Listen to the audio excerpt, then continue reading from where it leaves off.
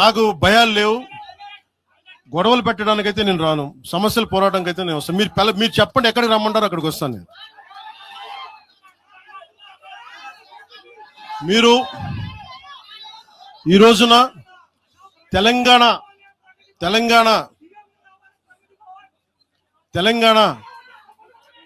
తెలంగాణకి సంబంధించి ఈ నాయకులు మాట్లాడే విధానంగా చూస్తే ఆంధ్రప్రదేశ్లో ఉన్న తెలంగాణ ఐఏఎస్లు కానీ ఐపీఎస్లు కానీ ప్రజలు కానీ తాడేపల్లిగూడెంలో ఈ మధ్యన తెలంగాణ డ్రైవర్లు పాపం ఇబ్బంది పడతా ఉంటే జనసేన ఎమ్మెల్యేనే కూర్చోబెట్టి అందరికీ ఆదుకున్నారు ఆయన. మీరు ఇలాంటి ప్రాంతీయతల మీద కనుక తీసుకొస్తే భారతదేశం సుస్థిరత చాలా దెబ్బతింటుంది. ప్రతిసారి మీరు ప్రాంతీయతలు తీసుకొని వీళ్ళు ఆంధ్ర వాళ్ళు, వీళ్ళు తెలంగాణ వాళ్ళు, వీళ్ళు మరాఠా వాళ్ళు, వీళ్ళు కూర్చోబెట్టి తమిళలో అంటే భారతదేశం అంతరంగిక భద్రత దెబ్బతింటుంది. మీరు ఇలాంటి మాటలు మాట్లాడితే భారతదేశం ఉగ్రవాదం కంటే కూడా ఇది చాలా డేంజరస్. కూర్చోబెట్టి ఎక్కడ దాకా మాట్లాడాలి ప్రాంతీయత గురించి చాలా చాలా జాగ్రత్తగా ఉండాలి. ఇలాగే మీరు కూర్చోబెట్టి మాట్లాడితే మటుకు ఆఫీసర్లు ఎవరు పనిచేయలేరు. ఇక్కడున్న జర్నలిస్టులు అడగని ఒక్కొక్కరు ఏ ప్రాంతాల నుంచి వచ్చారు, ఎంతమంది ఆంధ్ర వాళ్ళు, ఎంతమంది తెలుగు వాళ్ళు, ఎంతమంది పత్రికాధిపతులు ఆంధ్ర వాళ్ళు, ఎంతమంది పత్రికాధిపతులు తెలంగాణ వాళ్ళు, ఎంతమంది పత్రికాధిపతులు వేరే రాష్ట్రాల నుంచి వచ్చారు. మీరు మాట్లాడిన ఒకసారి ఇలా మాట్లాడాలంటే ప్రతిదీ మాట్లాడతాం, కానీ ఇటలతో దేశం ఎంతకాలం భయపడతారు, ఎంతకాలం విచక్షణ, ఎంతకాలం తోటి విభజిస్తారు. మీరు తెలంగాణను వ్యతిరేకించింది ఎవరు? సిపిఎం వ్యతిరేకించింది. సిపిఎం గురించి మీరు ఎందుకు మాట్లాడరు? ఎంఐఎం వ్యతిరేకించింది తెలంగాణ విభజన, వాళ్ళు ఎందుకు మాట్లాడరు? నోరు తెరవని జనసేన గురించి మీరు టార్గెట్ చేస్తారు. మేము భయపడతామన్నా?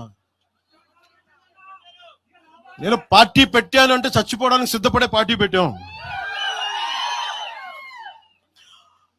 ఒక కాంగ్రెస్ నాయకుడు ఐ లవ్ పాకిస్తాన్ డిబేట్ లో మాట్లాడు కాంగ్రెస్ నాయకుడు ఈరోజు మీడియా ముందుకు తీసుకొచ్చి పవన్ కళ్యాణ్ ప్రెస్ మీట్ పెడితే పీస్ అండ్ హార్మనీ దెబ్బతింటుందని కామెంట్ చేస్తా ఉన్నారు. మనల్ని ఎవరు ఆపేది? అంటే వీళ్ళందరికీ ఐ లవ్ పాకిస్తాన్ అంటే వీళ్ళకి అసలు లోపటి నుంచి మొత్తం కదులుతా ఉంటాయి అందరికి.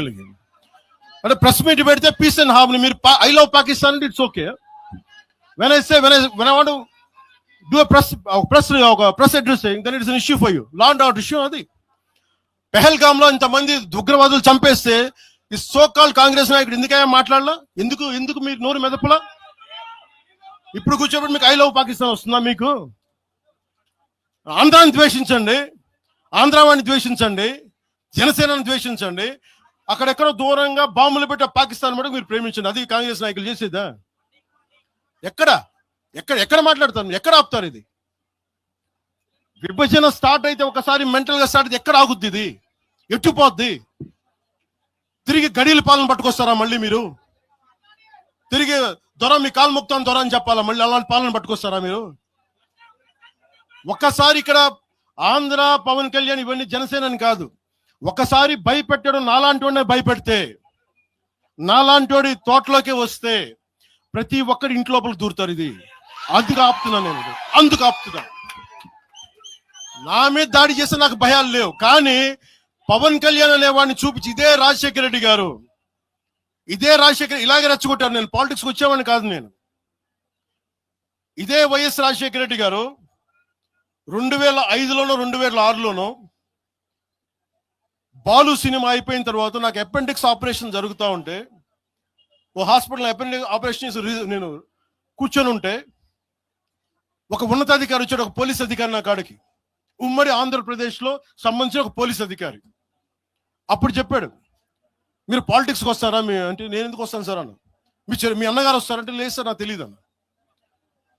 లేదు మీ మీద బద్నాం చేయడానికి ప్రయత్నం చేస్తున్నారు, మిమ్మల్ని మీ మీద ఏమో అటాక్లు చేస్తారు. ఏం అటాక్ చేస్తారు? మీ మీద కేసులు పెడతారు. దేనికన్నా?